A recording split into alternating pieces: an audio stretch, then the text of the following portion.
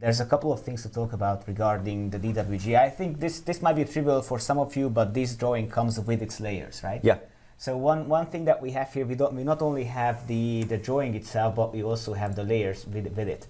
Yeah. What ARCHLine does is that it groups together the layers what were imported within the drawing, so you have them packaged separately. And this is a very useful tool because we are going to later on isolate a few parts of the drawing and work with them only. But one thing to take away from here is that all the layers coming with the drawings are going to be stored separately. That's right. When you load a DWG file, as you mentioned, ARCHLine automatically creates layer groups or layer filters.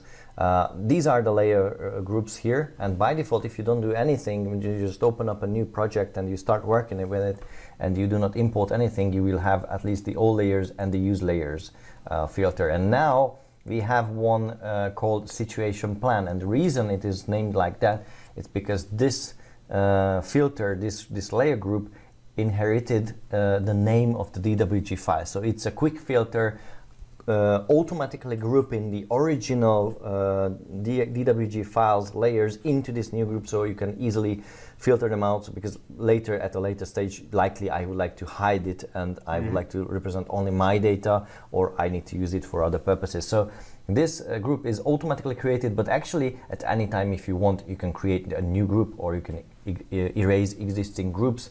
This is literally just filtering, so you won't erase the layers in it, you just erase the filter itself. If you add further details to the drawing, let's say walls, slabs, roofs, etc., where are these elements going to be stored? These are always automatically at the all and the use layers, and if you would like to do otherwise, like I would like to put this into the new group, I need to drag and drop it into that group, or I can do it with a multi-selection that works as well. So these are actually CAD conventions, I would say. So the way ARCHLine handles layers is very similar to how other CAD softwares are doing this, because these are the industry standards, I would say. Yeah, so we can see now in this file, in this DWG file, there were 4 layers. One for the ground, one for points, one for walls, and one for the terrain lines. And this I can already use for my benefit when I would like to filter to see only the terrain lines. I will load up the layer walk tool, with which I can easily figure out which is which, and then I can focus only on this one.